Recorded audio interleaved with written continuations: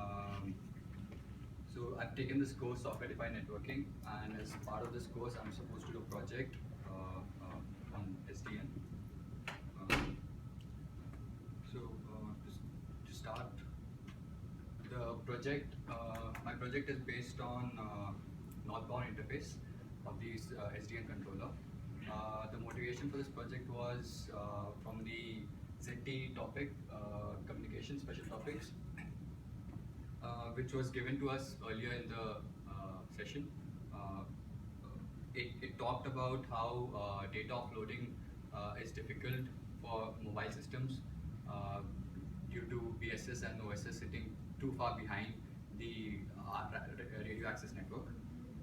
So, so that was the main motivation for this project. The project also, in some terms, demonstrates the SDN capabilities. It's kind of a POC, proof of concept. In short, in some terms, yeah. So this is the architecture. I'm using Mininet for simulating the environment. It's using OpenFlow 1.3 with Python programming. I'm using RYU controller. The release is based on 3 versions, Bali, Goa, and Ibiza. So what happens is whenever there is a message coming in, to the switch, if the rule matches, the rule can be if the TCP port matches 80 or TCP port matches 22 or something like that, it needs to pass to the controller. The controller then forwards this message to a northbound interface server, which is the Silari server. The Silari server takes a decision whether it needs to go ahead with this packet or not. Whether it needs to go ahead, it will respond back, and the controller will then add a rule for it as well and let the message go through.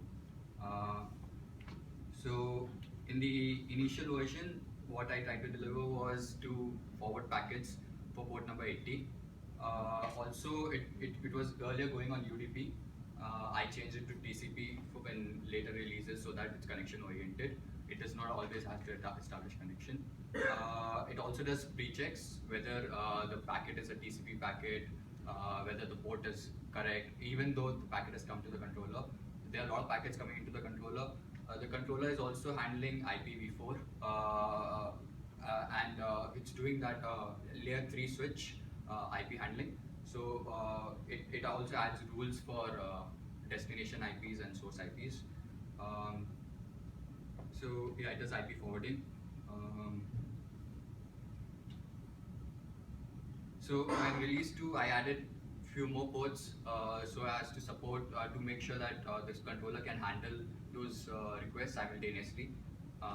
There's no problem with handling multiple ports at the same time, going to the correct interface. So we can see if I've included some flags. We can enable these flags to, for example, bypass if the higher level application does not need to be, response is not important. We can put a bypass flag. We can also change the type of connection. We can have TCP or UDP connection to the upper layer application. The script will also send the data. Earlier it was supposed to go as a PCAP file, but now I'm sending it as raw data. PCAP file, what will happen is the controller would have to do the decoding and writing as a PCAP. This way would load the controller. It's better to just send the raw packet and then the higher level application decode the packet. So this is the default rule which is added once the controller is started. You can see, it is handling some ARP requests for flooding. Basically, if it's going, this is for L3 IP route handling. And then when the controller is down, it will flood the controller, flood the switch as well, behave as a hub if required, if there's something new, some new packet. But mainly the focus would be the TCP destination port 80, 90, and 22, which will need to go to the controller every time it comes. So you can see in the first message I had disabled the application to not send a proper request. So you can see that it would time out. The second line, you can see it is, I did a telnet and I made sure the messages go through. You can also see on the right hand side, the rule for the IP is also added. destination network port number 1. So it also behaving as a L3 switch. So on the higher level, on the Solaris server, what it's doing is it is getting the information, it is decoding it in the PCAP file, and extracting the relevant information for us. Once it does that, it can. This is the open flow message. This is what it looks like in raw format. We can decode it using multiple decoders. There is first you need to, since this is Python, it is doing that Python raw Python message. So it needs to convert to hex. It has Python escape characters.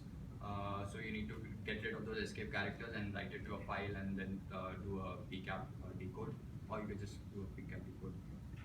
You can, once it does that, you can see on the left hand side I've incorporated REST API as well to dump the flow. So you can see these are the normal flows. This is to delete a flow.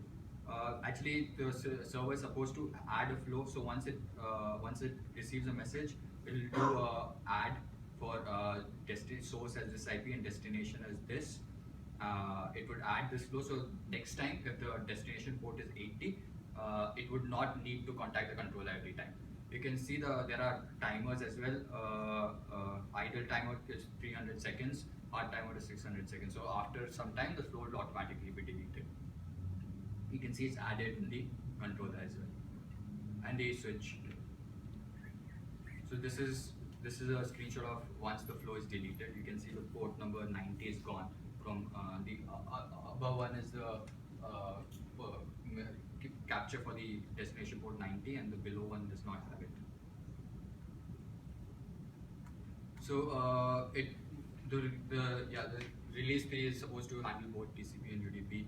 It is. I tried doing incorporating Diameter API as well, so I was able to simulate some messages. I was able to simulate CER message. So the emulator is not behaving as per my requirement, so I couldn't generate the CCR message which I actually wanted. I'm able to generate CER message from the Solaris server. The future enhancement would be to have a westbound interface to the PSS invoices for integration using Diameter. So that is still what has been the biggest challenge for me to get that working. Few more enhancements for this project would be to add security, to add authentication. Right now, any application can connect to the controller with the correct port number. There is no security and authentication happening there. There is no front end. Right now, everything is back end. I would like to have a front end as well, which displays what messages the server received and what flows it added and when it deleted. All that would be a good information, statistics wise as well. It needs to have a fail-safe mechanism. Right now, there is no active standby. I've not tested it for having a redundant system, how it would behave as well.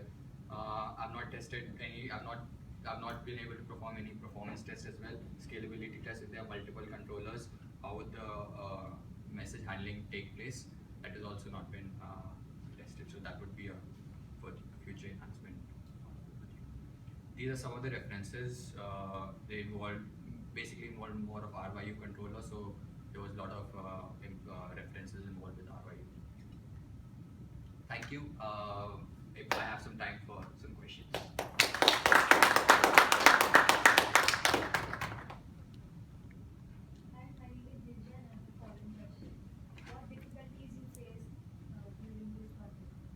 So the biggest challenge would be the Diameter integration.